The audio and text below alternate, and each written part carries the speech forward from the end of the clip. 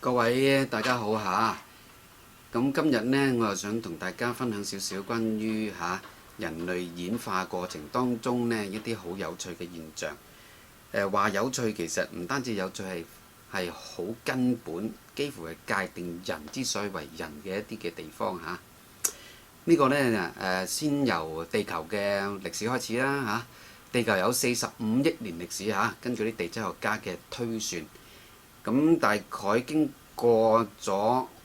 無數億年嘅演化呢，大致上我哋而家嘅人種，我哋叫做智人 Homo sapiens 咧，係20萬年之前呢係出現嘅。咁遲到大致上7萬年之前呢，我哋嘅大腦呢有一個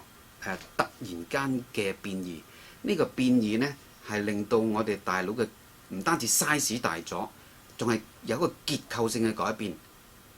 從而產生所謂咧認知嘅革命。認知革命其實最大特色係咩呢？就係我哋擁有咗一種係可以製造好多複雜情景嘅語言。唔單止係製造複雜情景，就係呢啲情景呢，有啲係唔現實、唔真實嘅。換言之，即是話我哋透過我哋語言呢，擁有咗想像力。其他所有生物係冇想像力嘅，甚至乎其他嘅人種都係冇好似我哋去到咁嘅水平嘅想像能力嘅嚇。透過想像力，我哋唔好以為咁樣想像力就好簡單。透過想像力呢，其實係直頭將我哋呢種嘅人種智人呢，最終呢推上去歷史嘅舞台、地理上嘅舞台、人類所成個地球嘅舞台，我哋成為統治者。點解咁講呢？因為透過想像能力，我哋可以創造一個又一個嘅論述，令到我哋呢係可以擁有集體嘅行為。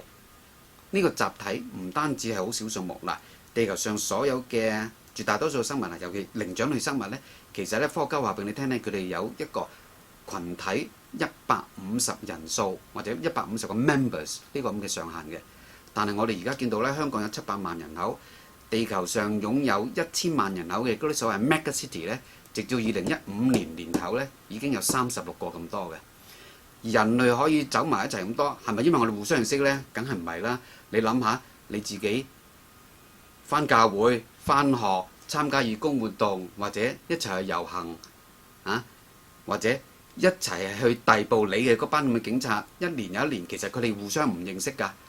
但互相唔認識，我哋居然咧可以走埋一齊，結集成一種龐大巨大力量，最終我哋打敗所有嘅其他人種，我哋滅絕地球上絕大多數對我哋有強烈侵害效果嘅生物，然後我哋統治地球其實就係靠呢個想像能力。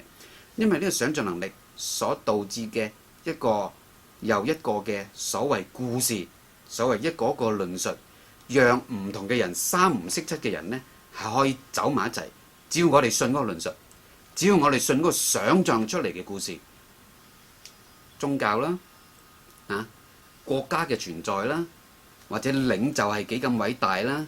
等等，呢啲其實係透過無數嘅人用無數嘅方法，透過想像力構作出嚟嘅一個又一個故事。用故事兩字，我唔係話佢完全虛構，當中有好多真實成分，但係咁樣嘅方法結構起上嚟，讓我哋信服咗佢，然後一齊三唔識七嘅，我哋走去打仗，走去遊行，集體做從事嘅活動，其實就係靠一個一個咁嘅想像。所以各位朋友，千祈唔好睇小你嘅想像力，係好驚人㗎，可以。我哋有機會再談落去啊！拜拜。